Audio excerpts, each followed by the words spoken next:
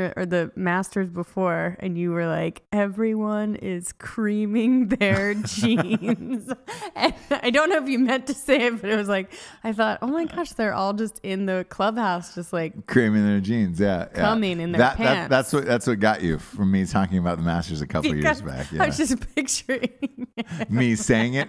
Well, the guy being so excited, he's so excited talking to the reporter, and you're like, he is coming everywhere. Whatever you fucking said, like you weren't thinking it, just kind of you were excited too, and it was like he's there all fucking jacking off in there or something. Yeah. Because I am like this. I am like this off air where I was like, man, he is fucking creaming his jeans right now. Yeah, and I thought, oh, is that? Yeah, gosh, well. okay. So here's the thing: after Tigers almost win yesterday, all of the sports books in Vegas started creaming their jeans for the Masters. Right. His odds have shot through the roof. So gross. It's true. To think of all these guys just like all these golfers together, like popping champagne and just like creaming. Yeah, their jeans. The odds have spiked through the roof for Tiger at the Masters. If he went to the Masters, forget it. That'd be an amazing story. It'd be a real cream your jeans story. Yeah, a real gene creamer. Yeah, we'll think of something else to say about. Just a real gene creamer. It'd be so good, isn't it?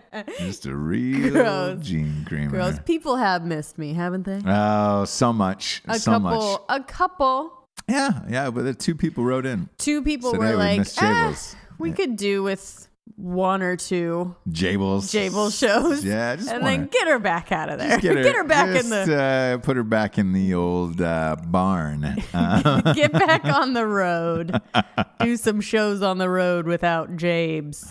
Last night was super exciting. OJ confessed to murder. Oh my God. What the fuck was that? Oh my God. Was that crazy? You guys, it was crazy, right? Yeah. Like, are people freaking out? Full disclosure, if you did watch the If I Did It special on Fox last night, where essentially it was O.J. Simpson just confessing to murder the entire episode, he was interviewed by a woman named Judith Regan. Judith Regan, as you know, put out At Night She Cries While He Rides the Steed. So if that name sounds familiar. She loves a bit of controversy. She does.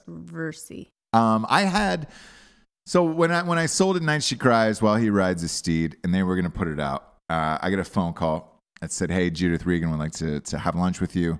Can you fly up to New York? We're going to do this book deal and have lunch." So we went out to lunch. I would say it was on the later side, maybe 2:30, 3 o'clock in the afternoon. I had some things to do at the office, some contracts and all that other stuff to sign. And I met up with her, and it was this awesome restaurant. There was nobody there except for like the 4 or 5 of us with my agent and all that stuff. And of course, my first question was, so did OJ did it? She was like, oh, yeah, he fucking did it. And she was like, he admitted it and everything else, whatever. And I was like, all right, great. I knew about this special that was shot, 10 or 12 years ago. I knew about the book that was supposed to come out because Judith had gotten fired from it. They nixed the special altogether, which is the one you saw last night. They burned all the books. There was like one copy available that ended up going for like $250,000 or $300,000 online and some auction. And then they decided to print it later. I don't know if there was a gag order and then it was allowed to be able to be printed. I'm not sure what happened with that, but I know Judith got fired wrongfully and she got a big settlement, which was 8 figures. 8 figures in that settlement. And is this before Reagan Arts? Yes, this is before she started her own publishing company. She had a non-compete clause in her contract, and then she opened up her own publishing company that is a division of Simon & Schuster, and the rest is history. When I asked her about the O.J. Simpson story at lunch that day, without a doubt, she told me this. She had said, he did it, he confessed to doing it, and kind of didn't go into much further detail, not in a sketchy manner, but just, it was very matter-of-factly, yes, he did it. Yes, but as if like yeah, but we all know he did it and everything else. And it was like, all right, cool. But the crazy thing is that after watching last night's show, I'm surprised that she just didn't launch into the story, itself, because she loves telling stories. She's old school, like New York, old school publishing. Like you could tell she enjoys having these lunches and dinners and things like this, and knows everybody in the world at this point. Essentially, she had a talk show on Fox for many years until this OJ thing happened and she got fired. But it was so matter-of-factly that we just moved on to the next topic, and it was like, all right, cool. Well, when we watched the special last night, I found out why was she had never seen the footage until last night.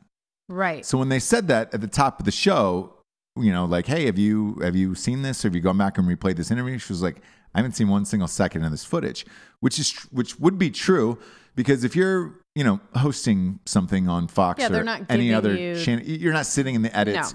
No. You're not getting any clips for your reel.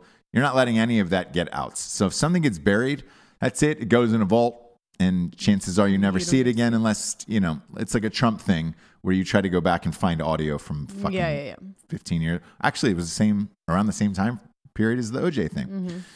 So it is possible to get in there and find this shit.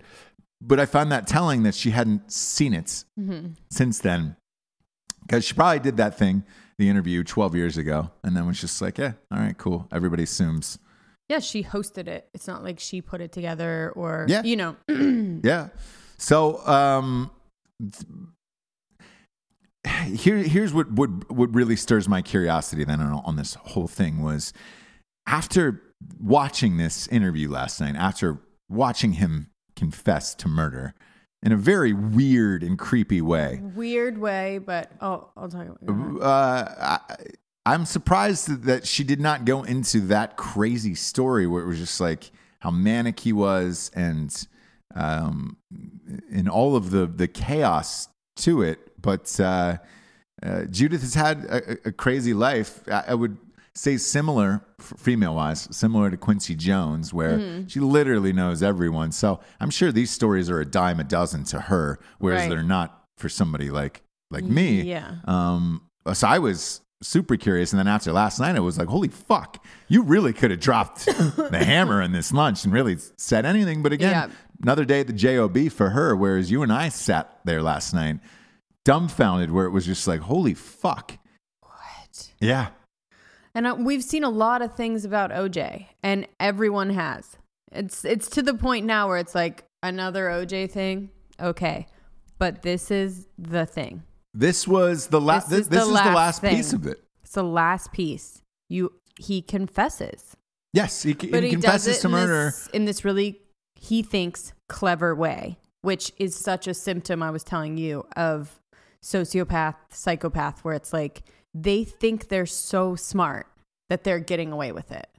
They think they've got everyone fooled, when in fact, even Judith is sitting there like, holy fuck, this guy's confessing, and he's doing it in this weird way that he thinks is gonna fool everybody or is okay. And I guess under double jeopardy, he could confess. Yeah. Nothing as long would as happen you say to the him. word hypothetical. Fuck, you don't even have to say the word hypothetical. No, he could double confess, jeopardy, and they will not be able to try him again. So that's crazy.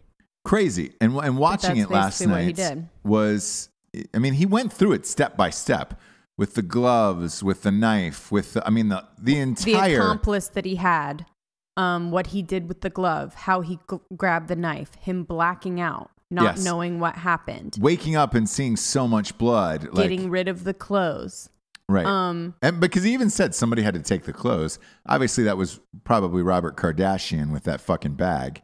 Yeah. But he kept talking about a guy named Charlie, and there was two different theories on this last night. Mm-hmm. One had said that the Charlie guy was really him, and one of the people on the panel had said that Charlie was really him.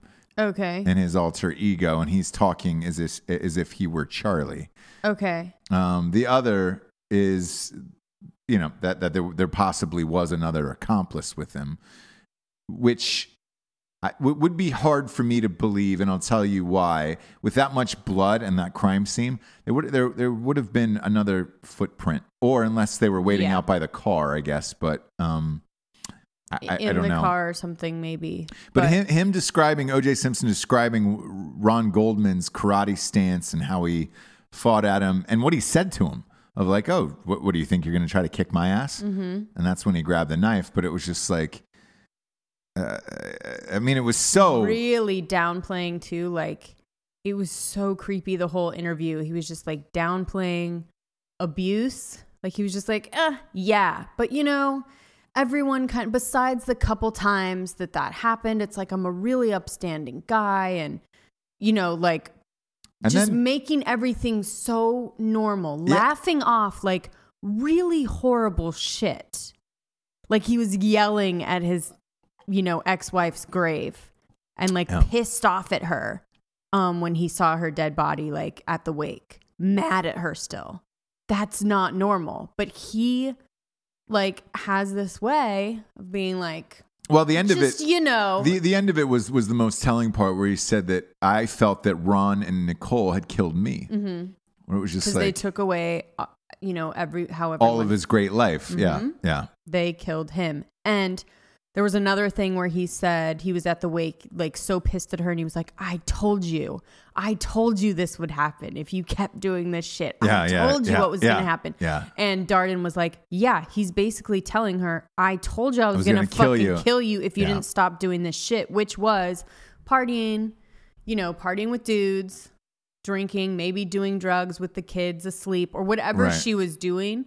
Or people were telling her, whatever. He kept using that as this reason for things. And it was like forever ago. And he kept like bringing it back as this like current, he was still pissed off about it. Yeah. And I think after watching that, hearing the statements and then going back and forth with it, I think, you know what part of the truth probably was, and this sounds fucked up to say, but I think it's true. I think they had a toxic relationship, Absolutely. The two of them anyways. I think when he beat the shit out of her, he was probably, look, he wasn't holding anything else back last night. He was probably true. It was probably true when he said she had taken some swings at me and fucking done all that shit. Like, sure. Because look, you don't get separated, keep seeing each other, divorce, keep seeing each other, try to get back together, Sleeping keep seeing together, each other, going on vacations, coming back together, all of that shit. Like, it was probably on both sides. They had a really weird, codependent, controlling, toxic, crazy, passionate, weird relationship. And she was, you know, in some ways like super into it. And yes, she did party. And yes, she was like, I don't know if it was like a spell that he had over her, but she definitely like came back when she could have, I think, been done with it. Do you know what I mean? I think here's what I think in these high profile relationships like this, where the other person isn't famous. I think once you split up and you get divorced, you miss that fame. You miss walking into restaurants where everybody's nice to you. You can immediately get any table you want. You miss that adulation out in public where everybody comes up and kisses your ass and thanks you for being there and everything else. And then once you don't have that anymore, then you're like, oh shit.